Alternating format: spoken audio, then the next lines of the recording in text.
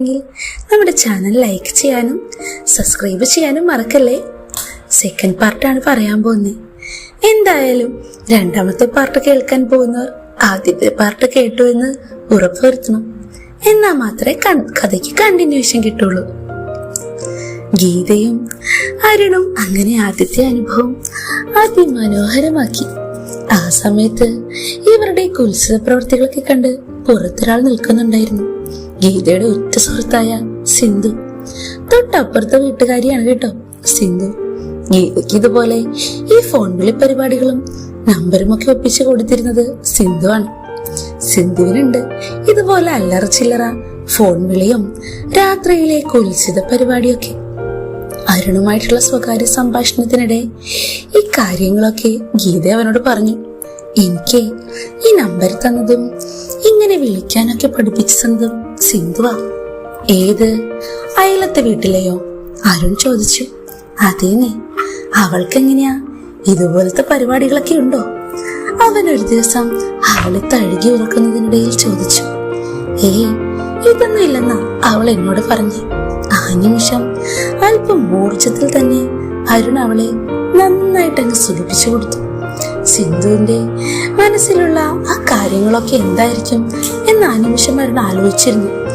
എങ്കിലും തന്റെ മുന്നിൽ കിടന്ന് സുഖിക്കുന്ന ഗീതയെ തന്നെയാണ് അവൻ അപ്പോഴും പ്രയോറിറ്റി ഉണ്ടായിരുന്നു. ഗീതയിലേക്ക് ആഴ്ന്നിറങ്ങിക്കൊണ്ട് അവൻ അന്നത്തെ ആ പരിപാടിക്ക് അവസാനം കുറിച്ചു. രണ്ടുപേരും അല്പസമയം നന്നായി കിതച്ചു തന്നെ അവിടെ കിടന്നു. അപ്പോഴേക്കും അത് അടുത്ത മഴ തുടങ്ങിയിരുന്നു. എനിക്ക് ടെറസിൽ പോണം, അവിടെ നിന്ന് മഴ കൊള്ളണം. ആ പറച്ചിൽ കേട്ടപ്പോഴേക്കും അവനിഷ്ടായി. എങ്കിലും നടന്നോ? അമ്മായി ആദ്യം നടക്ക്, ഞാൻ പിന്നാലെ വരാം. ദേ, ഇനി എന്നെ അമ്മായിന്ന് വിളിക്കണ്ടാട്ടോ. അരുണിന് ഞാൻ കിച്ചുന്ന് വിളിക്കുന്ന പോലെ ഇനി എന്നെ പേര് വിളിച്ചാ മതി, ഗീതയെന്ന്. അതെയോ? എങ്കിൽ എന്റെ ഗീതമോള് ചെല്ല്, ഞാൻ പിന്നാലെ വരാം. അത് പറഞ്ഞ് നമ്മുടെ ഗീത അങ്ങോട്ടേക്ക് നടന്നു. പിന്നാലെ കിച്ചു. അത്യാവശ്യം നല്ല രീതിയിൽ മഴ കൊടുമ്പിരി കൊള്ളുന്നുണ്ട്.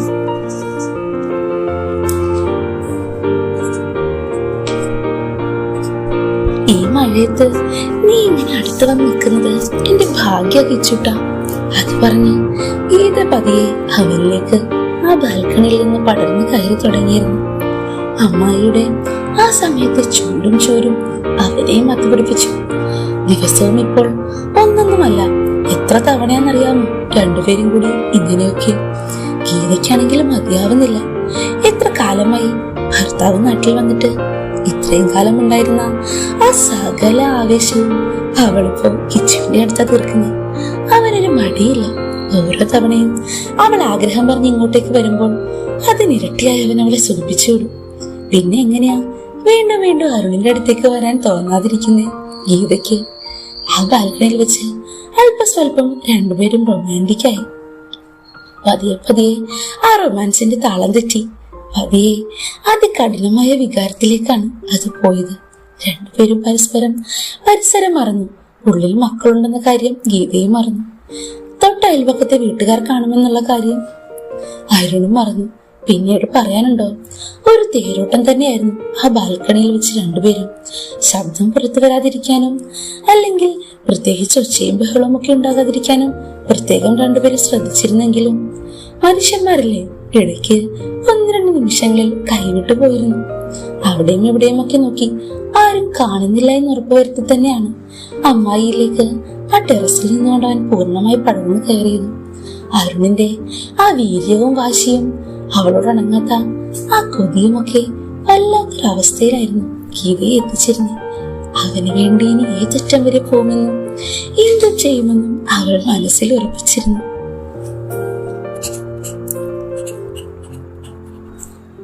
അതെ, ആരെങ്കിലും കണ്ടാലോ? ഒരു കുഴപ്പമില്ല, നീ ചെയ്യടാ. അവൾ വീണ്ടും വീണ്ടും അവനെ കൊണ്ട് ഓരോന്ന് ചെയ്യിക്കാൻ പ്രേരിപ്പിച്ചോണ്ടേയിരുന്നു. അമ്മായിക്ക് പ്രശ്നമില്ലെങ്കിൽ പിന്നെ എനിക്കാണോ? ചെറിയ രീതിയിൽ ഇരുട്ടും കൂടി തുടങ്ങുന്നുണ്ട്. ആ സന്ധ്യാസമയത്ത് അവിടെ വെച്ച് അവളിലേക്ക് അവൻ ആഴ്ന്നിറങ്ങി പടർന്നു കയറി. രണ്ടുപേരും പുറത്താണ് നിൽക്കുന്നെന്നുള്ളൊരു ബോധവുമില്ലാതെ ഓരോന്ന് കാണിച്ചു കൂട്ടി. കുറെ സമയം കഴിയുമ്പോഴേക്കും അവസാനം കിതപ്പില് രണ്ടാളും അങ്ങോട്ടേക്കും ഇങ്ങോട്ടേക്കും സുഖവും ആ സ്ഫോടനവും നടത്തി വിഷമിച്ചു പോയിരുന്നു. ഒരുപാട് സമയം അങ്ങോട്ടേക്കും ഇങ്ങോട്ടേക്കും നോക്കി നിന്ന് കിതച്ചു. അല്ലാതെ എന്തു പറ്റി? എന്റെ അമ്മായി പെണ്ണിന് ക്ഷീണമായോ? ഗീതമോള് വിഷമിച്ചോ? അപ്പോഴേക്കും അവൾ ചിരിച്ചു. ഓടാ, ഞാൻ വിഷമിച്ചിട്ടൊന്നുമില്ല. എങ്കിലും എന്തൊരു സ്റ്റാമിനയാണ് ചെറുക്കാൻ നിനക്ക്. എത്ര സമയമായി ഇങ്ങനെ നിർത്താതെ തന്നെ. ഞാൻ അന്നിപ്പോ വീണുപോയേനെ, എങ്കിലും മതിയെന്ന് പറയാനും തോന്നുന്നില്ല. അതുപോലെയല്ലേ നീ സുഖിപ്പിക്കുന്നേ. ആ വർത്താനം നന്നായി സുഖിച്ചിരുന്നു അരുണിന്. ശരി ശരി, കുട്ടികൾ വരുന്നതിന് മുന്നേ നമുക്ക് അകത്തേക്ക് പോവാം എന്ന് പറഞ്ഞ് രണ്ടാളും കൂടി അകത്തേക്ക് ചെന്നു. ഏതാണ്ട് പിറ്റേ ദിവസം വൈകുന്നേരം അരുൺ ജോലിക്ക് പോയിട്ട് എത്തിയിട്ടില്ല. ഇവരെന്താ വൈകുന്നെന്ന് ആലോചിച്ചിരിക്കുന്ന സമയത്താ അങ്ങോട്ടേക്ക് അതാ വരുന്നു നമ്മുടെ സിന്ധു. അകത്തേക്ക് വാ സിന്ധു, 2 ദിവസമായല്ലോ നിന്നെ ഇങ്ങോട്ടേക്ക് കണ്ടിട്ട്. ഗീത അവളോട് കുശലാന്വേഷണം തുടങ്ങി. അതിനിടയിലാണ് ഒരു ഗ്ലാസ് ചായ എടുത്ത് സിന്ധുവിന് കൊടുത്തത് ഗീത. ചായയും കുടിച്ചുകൊണ്ട് ആ സോഫയിലിരുന്ന് ചോദിച്ചവൾ, ഇന്നലെ എന്തായിരുന്നു പരിപാടി? ഇന്നലെയോ?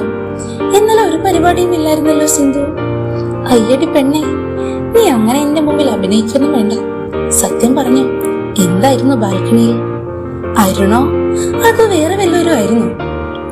ഗീതയുടെ മുഖം താണുപോയി. നാണം കൊണ്ടവൾ പൂത്ത് വിടർന്ന് ചിരിച്ചു. അത് പറയടി, ഞാൻ അറിയാതെ അങ്ങനെ ആയിരുന്നില്ലല്ലോ നിനക്ക്. അരുണിന്റെ തന്നെയായിട്ട് എനിക്ക് തോന്നിയേ ആ മട്ടും ഭാവവും ഒക്കെ കണ്ടപ്പോൾ. അത് ഞാനറിയാതെ വേറെ ആരെങ്കിലും സെറ്റായോ മോളെ? പറഞ്ഞു ചിരിച്ചുകൊണ്ട് ഗീത പറഞ്ഞു, അത് അരുൺ തന്നെയാ. അമ്പടി, നീ എങ്ങനെ ഒപ്പിച്ചു മോളെ? നിന്റെ ഭാഗ്യം തന്നെ കേട്ടോ. ഒന്ന് പോടി അവിടുന്ന്. ഗീതയ്ക്കാണെങ്കിൽ എങ്ങനെ പറയണമെന്ന് ഒരു പിടിയും കിട്ടിയില്ല ആ സമയത്ത്.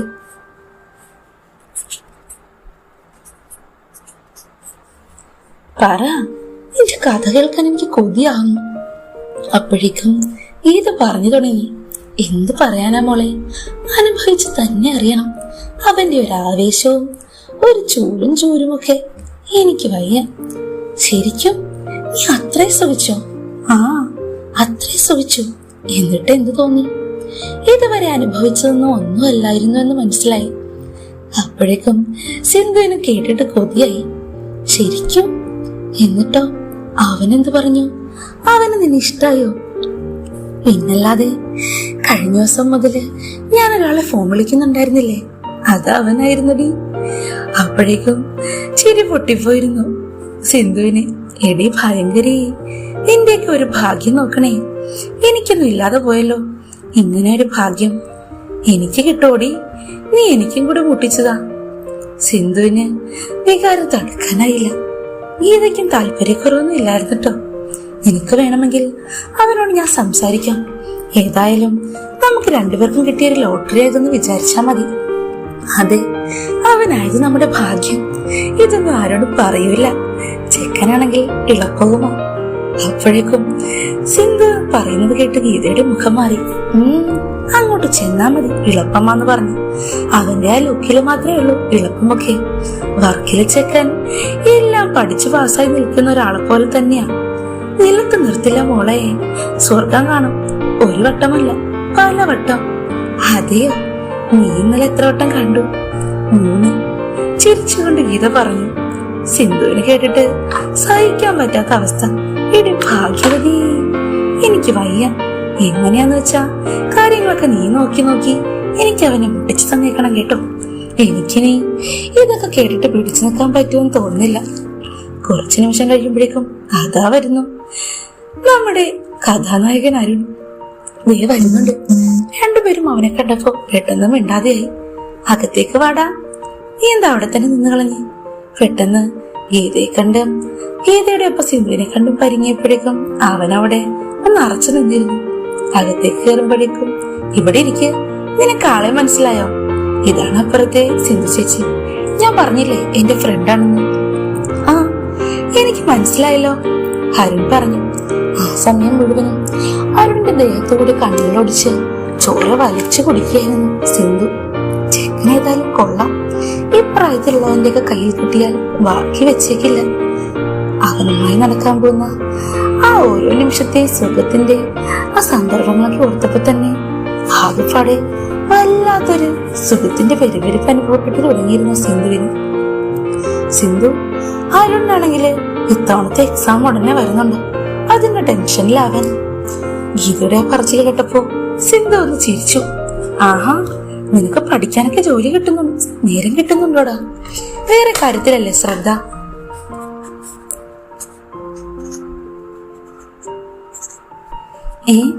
പെട്ടെന്നത് കേട്ടപ്പോഴേക്കും അരുണിന് മനസ്സിലായില്ല.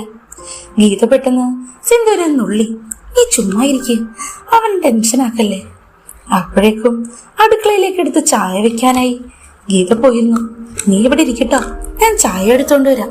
ഇതും പറഞ്ഞ് അരുണിനെ ആക്കി അവിടെ തനിച്ചിരുത്തിക്കൊണ്ട് ഗീത അടുക്കളയിലേക്ക് പോയി. അവളുടെ ഒപ്പം അതാ നമ്മുടെ സിന്ധു. കുറച്ചു നിമിഷം കാത്തിരിക്കുമ്പോഴേക്കും ആ പെണ്ണുങ്ങളുടെ രണ്ടുപേരുടെയും സംസാരം അരുൺ നല്ലപോലെ കേട്ടു. കുറച്ചു നിമിഷങ്ങൾ കൂടി കഴിയുമ്പോൾ തന്റെ അമ്മായി മാത്രല്ല, അമ്മായിയുടെ ഉറ്റ കൂട്ടുകാരിയും കൂടി തനിക്ക് കിട്ടാൻ പോവാണെന്ന് അറിഞ്ഞപ്പോഴേക്കും അവന്റെ മനസ്സിൽ ലഡ്ഡു പൊട്ടിയ അവസ്ഥയായിരുന്നു.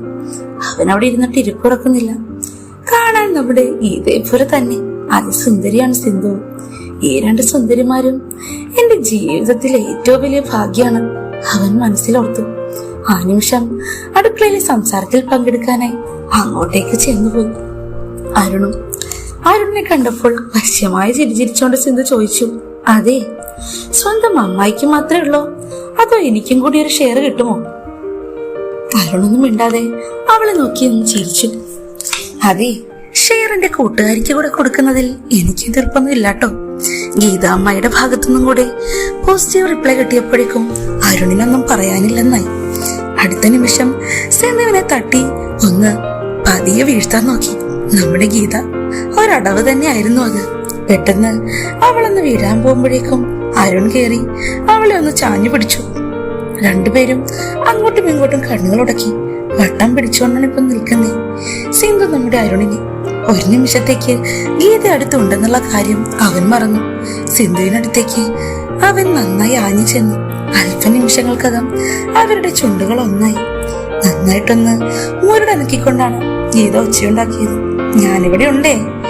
രണ്ടുപേരും പരിസരമൊന്നും മറന്നു പോകരുത് കേട്ടോ. ഒരു ചിരിയോടെ സിന്ധു അങ്ങോട്ടേക്ക് മാറി. അമ്മേ, ദേ അച്ഛമ്മ വിളിക്കുന്നു. സിന്ധുവിന്റെ മോൾ അങ്ങോട്ട് വരുമ്പോഴേക്കും അപ്പൊ ശരിയടി, എങ്കിൽ വൈകുന്നേരം ഞാൻ ഇങ്ങോട്ട് തന്നെ വരാൻ കേട്ടോ. ഇതും പറഞ്ഞ് അവിടെ നിന്ന് പുറത്തേക്ക് ഇറങ്ങിപ്പോയി സിന്ധു. അപ്പോഴേക്കും ഗീത അരുണിന്റെ അടുത്ത് എത്തിയിരുന്നു. എനിക്കൊരു കാര്യം പറയാനുണ്ട് നിന്നോട്. പറ, എന്താ എന്റെ അമ്മായി മോൾക്ക് പറയാനുള്ളേ? അവൾക്ക് എല്ലാം ചെയ്തു കൊടുത്തോ, എനിക്കൊരു പ്രശ്നമില്ല കേട്ടോ. പക്ഷേ നീ അവളെ സ്നേഹിക്കരുത്. എനിക്ക് മാത്രം മതി നിന്റെ സ്നേഹം. അരുണിന് ആ സമയം ഗീത അമ്മായിയുടെ മാനസികാവസ്ഥ മനസ്സിലാവുമായിരുന്നു. അമ്മായിയല്ലേ എന്റെ ആദ്യ ഭാര്യ, അമ്മായിക്ക് അവകാശപ്പെട്ടതാണ് ഞാൻ ഏതായാലും ആദ്യം. അത് കഴിഞ്ഞു മാത്രമേ വേറൊരാൾക്ക് സ്വന്തമാവുകയുള്ളൂ.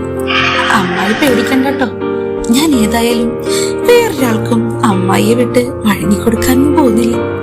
അവൾക്ക് സന്തോഷമായി. സമയം കടന്നുപോയി. അന്ന് വൈകിട്ട് നേരത്തെ ഉണ്ടായിരുന്ന പോലെ നല്ല ഉഗ്രൻ പേമാരി തന്നെയായിരുന്നു. മഴയത്തതാ ഓടി വരുന്നു നനഞ്ഞു പഠിച്ചുകൊണ്ട് സിന്ധു. എടി, അരുൺ ഇവിടെ ഉണ്ടോ? അവനുണ്ടല്ലോ, ആ പിള്ളേരുടെ കൂടെ ഇരുന്ന് TV കാണുന്നു. എന്തേ? അവന് നീ ഒന്ന് ഇങ്ങോട്ടേക്ക് വിളിക്ക്. എന്താടി പെണ്ണേ, നീ കാര്യം പറ. സഹിക്കാൻ പറ്റുന്നില്ലേ നിനക്ക്? ഇല്ലെന്നേ. ശരി ശരി, ഈ ഒരു കാര്യം ചെയ്യും, ആ ബാത്റൂമിലേക്ക് കയറി നിൽക്ക്. ഞാൻ അവനെ ഇങ്ങോട്ടേക്ക് തന്നെ വിളിക്കാം. അതും പറഞ്ഞ് ഇതകത്തേക്ക് ചെന്നു. അരുണേ, ദേ അവിടെ ഒരാൾ വന്ന് നിൽക്കുന്നുണ്ട്. ആകെപ്പാടെ വലഞ്ഞ മട്ട. നീ ഒന്ന് ചെന്ന് ആ ചൂടൊന്ന് തണുപ്പിച്ചേരെ. അരുണിന് ആകെ കുസൃതി തോന്നി. ഏതായാലും ഈ പെണ്ണുങ്ങള് തന്നെക്കാളും അപ്ഡേറ്റ് ആണല്ലോ. ഒരു തരത്തിൽ സമ്മതിക്കില്ല മനുഷ്യന് നന്നാവാൻ. ഒരാളതാ ഇപ്പൊ തന്നെ ഓടി വന്നിരിക്കുക. അടുത്താളാണെങ്കിലോ രാത്രിയാവാൻ കാത്തിരിക്കുന്നു. തന്റെ ഭാഗ്യം അവൻ മനസ്സിലോർത്തു. അപ്പോഴേക്കും ബാത്റൂമിനുള്ളിലതാ ആ പാതി നനഞ്ഞു നിൽക്കുവാണ് സിന്ധു. സിന്ധുവിന്റെ അടുത്തേക്ക് അരുൺ കയറി ചെല്ലുമ്പോഴേക്കും അവൾ ഉറുമ്പടക്കം അവന് കെട്ടിപ്പിടിച്ചിരുന്നു. അടുത്ത നിമിഷം അരുൺ എന്തെങ്കിലും ചെയ്തു തുടങ്ങുന്നതിന് മുന്നേ തന്നെ സിന്ധു കാര്യമായി പരിപാടികൾ തുടങ്ങിയിരുന്നു. പതിയെ പതിയെ എന്ന് പറഞ്ഞ് അരുൺ അവളെ അല്പം അടക്കി നിൽക്കാൻ നോക്കുന്നുണ്ടെങ്കിലും ഒരു രക്ഷയുമില്ല.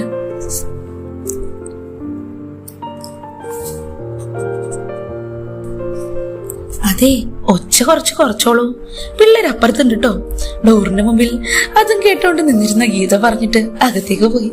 രണ്ടുപേരും കൂടെ ഒരു ഉഗ്രൻ പരിപാടി തന്നെയായിരുന്നു അതിനുള്ളിൽ നടത്തിക്കൊണ്ടിരുന്നത്. ശരിക്കും പറഞ്ഞാൽ അവന്റെ കസർത്തൊക്കെ ഇത്രയും കാലം വായ കൊണ്ട് പറഞ്ഞു കേട്ടല്ലേ സിന്ധുവിന് അറിവുണ്ടായിരുന്നുള്ളൂ. പക്ഷെ അവൻ ചില്ലറക്കാരനല്ലെന്ന് ആ ഒരൊറ്റ നിമിഷം തന്നെ സിന്ധുവിന് മനസ്സിലായിരുന്നു. ആഞ്ഞാഞ്ഞ് അവൻ നന്നായി തന്നെ അവൾക്ക് പണിത് കൊടുത്തു. സുഖത്തിന്റെ ആ കൊടിങ്കുരി കൊള്ളുന്ന നിമിഷം നിലവിളിച്ചുകൊണ്ടാണ് സിന്ധു എല്ലാം അവസാനിപ്പിക്കാൻ നോക്കിയത്. എന്നിട്ടും അവനുണ്ടോ നിർത്തുന്നു? അവനിങ്ങനെ തോക്കിന്റെ പിസ്റ്റൺ കണക്കെ അവളിലേക്ക് കുതിച്ചുകൊണ്ടേയിരുന്നു. മതിമോനെ എന്ന് പറഞ്ഞ് നിലവിളിക്കാൻ നോക്കുന്നുണ്ടെങ്കിലും അവൾക്ക് ആ സുഖം കൊണ്ട് നിർത്തണമെന്ന് പറയാനും പറ്റുന്നില്ല.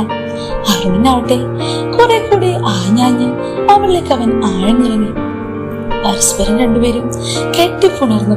അങ്ങോട്ടേക്കും ഇങ്ങോട്ടേക്കും എല്ലാം കൈമാറി ആ ചെറിയ ബാത്റൂമിനുള്ളിൽ വലിയൊരു സ്വർഗം തന്നെ തീർത്തിരുന്നു അരുൺ സിന്ധുവിന്റെ ദേഹത്ത്. ഏതാണ്ട് അരമണിക്കൂറോളം സമയമെടുത്ത് രണ്ടുപേരും. കുറച്ചു കഴിഞ്ഞപ്പോഴേക്കും സിന്ധു അവനിൽ നിന്ന് പിടഞ്ഞു മാറി വല്ലാതെ കിതച്ചു. നഗ്നനായി നിൽക്കുന്ന അവനെ കണ്ട് അവൾക്ക് വീണ്ടും നാണമെന്നു. പിന്നിൽ നിന്ന് അവളെ ചേർത്ത് പിടിച്ചുകൊണ്ട് അവൻ ചോദിച്ചു, എങ്ങനെയുണ്ട്? സിന്ധുവിന് ഇഷ്ടായോ? പിന്നല്ലാതെ, നീ വേറെ തന്നെ ആളാണ് മോനെ. സത്യം പറഞ്ഞാൽ ഒരു രക്ഷയുമില്ല. എന്റെ കെട്ടിയനൊക്കെ ഇത്രയും കാലം എന്താ ചെയ്തോണ്ടിരുന്നേന്ന് എനിക്ക് മനസ്സിലാവുന്നില്ല. നീയാണ് ആൺകുട്ടി. അവളുടെ ആ പറച്ചിൽ കേൾക്കുമ്പോ തന്നെ ആകെ രോമാഞ്ചമായി പോയിരുന്നു നമ്മുടെ അരുണിന്. പുറത്തേക്ക് ഇറങ്ങുമ്പോഴേക്കും എന്തായി അകത്ത്, എങ്ങനെയുണ്ടായിരുന്നെന്ന് ചോദിക്കാനായി കൊതിയോടെ ഓടി വന്നിരുന്നു ഗീത.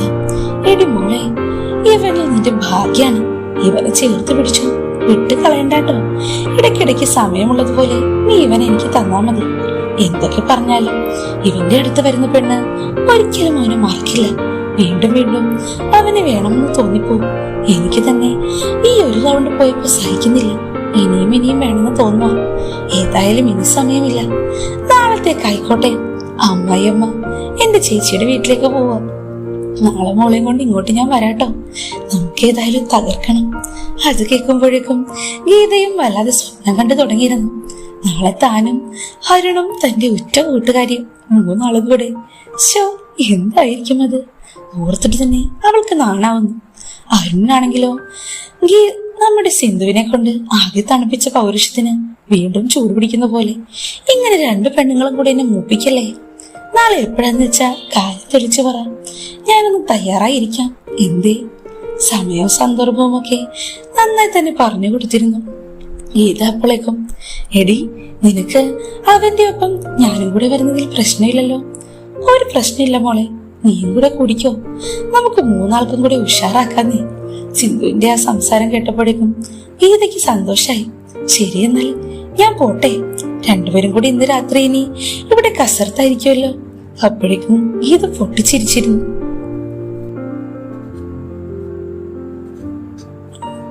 ഒന്ന് പോടി പെണ്ണെ, അല്ലെങ്കിൽ തന്നെ എനിക്ക് നടുവേദനയായിരിക്കുക. ഇവൻ കുറച്ചൊന്നുമല്ല വെച്ച് പണിയെന്ന്. പോരാഞ്ഞിട്ട് ഇവനാണെങ്കിൽ ഒരു മയവും ഇല്ലടി. നിർത്താൻ പറഞ്ഞ കേക്കണ്ടേ? അപ്പോഴേക്കും അവൻ ഇടപെട്ടു. അത് ശരി, നിർത്തല്ലേ എന്ന് പറഞ്ഞ് നിലവിളിക്കുന്ന പെണ്ണുങ്ങളാണല്ലോ ഇത്. എന്നിട്ടിപ്പോ വഴി എനിക്കായോ? ഒന്ന് പോടാ. അങ്ങനെയൊന്നും പറഞ്ഞതല്ല, ഞങ്ങൾ സന്തോഷം കൊണ്ട് പറയുന്നല്ലേ. ഇനി ഞങ്ങൾ 2 പെണ്ണുങ്ങൾക്ക് ഭർത്താവായി നീ മാത്രം മതി. നിനക്ക് സമ്മതാണോ? അരുൺ സമ്മതിച്ചു. പിന്നല്ലാതെ, ഇനി എനിക്ക് 2 ഭാര്യമാരാ. നിങ്ങൾ 2 പേരും ഫോണിൽ കൂടിയുള്ള ബാക്കി ഇടപാടുകളെല്ലാം നിർത്തണം. എന്താ, പറ്റില്ലേ? പിന്നെന്താ, ഞങ്ങൾ അതൊക്കെ എപ്പോഴേ നിർത്തി. ഇനി നിന്നെ മാത്രം മതിയുടെ മോനെ. നീ എപ്പോഴാന്ന് വെച്ചാ പറഞ്ഞാ മതി. അമ്മായിമാർ 2 പേരും ഇങ്ങോട്ടേക്ക് പറഞ്ഞെത്തും കേട്ടോ. ശരി, എങ്കിൽ നീ ചെല്ലടി. നാളെ നമുക്ക് കാണാം. ഇതും പറഞ്ഞ് സിന്ധു പുറത്തേക്ക് ഇറങ്ങി. ആ മഴയത്ത് അവൾ മുഴുത്ത പിന്നാമ്പുറവും വിളിക്ക് പോകുന്ന പോക്ക് നോക്കി ഇങ്ങനെ സുഖിച്ചു നിൽക്കുകയായിരുന്നു. ആ സമയം അരുൺ അവന് കുറച്ചു മുന്നേ വരെ ആ ബാത്റൂമിൽ നടന്ന സംഭവം ഇപ്പോഴും സ്വപ്നമായിട്ടാ തോന്നുന്നത്. താൻ ഒട്ടും പ്രതീക്ഷിക്കാതെ തന്റെ അമ്മായിയുടെ ഫ്രണ്ട് ഓടി വന്നു. ഒരു ഉഗ്രൻ കലാപരിപാടിയും പാസ്സാക്കി ഒന്നും അറിയാത്ത പോലെ അതാ പോകുന്നു. അത് മാത്രല്ല രസം, ഇനി ജീവിതത്തിൽ അങ്ങോട്ടേക്ക് ഈ 2 പെണ്ണുങ്ങളും തന്റെ ചോറ് കുറ്റി കുടിക്കാൻ ഇടം വലമുണ്ടാവും. അവൻ ഓർത്തിട്ട് തന്നെ കുളിർന്നു പോയി. ശരിക്കും പറഞ്ഞാൽ എല്ലാവർക്കും കിട്ടുന്ന ഭാഗ്യമല്ലല്ലോ ഇത്. താൻ എത്ര ഭാഗ്യവാനാ. അവനോർത്തു. അപ്പോഴേക്കും ഗീതാമ്മായി അവനെ വശ്യമേറി നോട്ടം നോക്കി. നാളെ ഏതായാലും നിന്നെ സിന്ധുവിനും കൂടെ കൊടുക്കണം. ഇന്നെങ്കിലും എനിക്ക് നിന്നെ തനിച്ച് കിട്ടുമല്ലോ. നീ റെഡിയല്ലേ? അത് കേട്ടപ്പോഴേക്കും ഞാൻ എപ്പോഴേ റെഡിയാ എന്റെ ഗീതമോളെ എന്ന് പറഞ്ഞ് അവൻ ആഞ്ഞൊന്ന് ചുമിച്ചു. ആ ചുമലും തന്നെ മതിയായിരുന്നു സ്വർഗത്തിലേക്ക് എത്തിപ്പെടാൻ നമ്മുടെ ആ ഗീതയ്ക്ക്. അപ്പോ രണ്ടുപേരും കൂടി അന്ന് രാത്രി ഒരു ഉത്സവം തന്നെ ആക്കിയിരുന്നു ആ വീട്ടിൽ. രാത്രി പിറ്റേ ദിവസം ഗീതയും കൂടെ വരുമ്പോഴേക്കും പറയാനുണ്ടോ, 3 പേരും കൂടി നടത്തിയിട്ടുള്ള ആ കലാപരിപാടിയുടെ അവസ്ഥ എന്തായിരിക്കുമെന്ന്. ശരിക്കും പറഞ്ഞാൽ അരുണിനെ പോലെയുള്ളവരുടെ ഭാഗ്യല്ലേ. 1 തുടങ്ങി 2, 3 എന്ന് പറഞ്ഞ് അങ്ങനെ നീണ്ടുപോകും ഈ സുഖത്തിന്റെ കണക്ക്. ഇതുപോലെ ഏതൊരു ഒരു കൂട്ടുകാരൻ നിങ്ങൾക്കുണ്ടായിരുന്നു ഉണ്ടെങ്കിൽ തീർച്ചയായും കമന്റ് ചെയ്യണം കേട്ടോ. അടുത്ത ദിവസം സൂപ്പർ കഥയുമായിട്ട് നിങ്ങളുടെ സ്വന്തം മെർലിൻ വീണ്ടും വരും. Bye bye dears. ുണ്ടെങ്കിൽ നമ്മുടെ ചാനൽ ലൈക്ക് ചെയ്യാനും സബ്സ്ക്രൈബ് ചെയ്യാനും മറക്കല്ലേ. സെക്കൻഡ് പാർട്ടാണ് പറയാൻ പോകുന്നത്. എന്തായാലും 2ാമത്തെ പാർട്ട് കേൾക്കാൻ പോകുന്നവർ ആദ്യത്തെ പാർട്ട് കേട്ടു എന്ന് ഉറപ്പുവരുത്തണം. എന്നാൽ മാത്രമേ കഥയ്ക്ക് കണ്ടിന്യൂഷൻ കിട്ടുള്ളൂ. ഗീതയും അരുണും അങ്ങനെ ആദ്യത്തെ അനുഭവം അതിമനോഹരമാക്കി. ആ സമയത്ത് ഇവരുടെ ഉത്സവ പ്രവർത്തികളൊക്കെ കണ്ട് പുറത്തൊരാൾ നിൽക്കുന്നുണ്ടായിരുന്നു. ഗീതയുടെ ഒറ്റ സുഹൃത്തായ സിന്ധു. തൊട്ടപ്പുറത്തെ വീട്ടുകാരിയാണ് കേട്ടോ സിന്ധു. ഗീതയ്ക്ക് ഇതുപോലെ ഈ ഫോൺ വിളി പരിപാടികളും നമ്പറും ഒക്കെ ഒപ്പിച്ചു കൊടുത്തിരുന്നത് സിന്ധു ആണ്.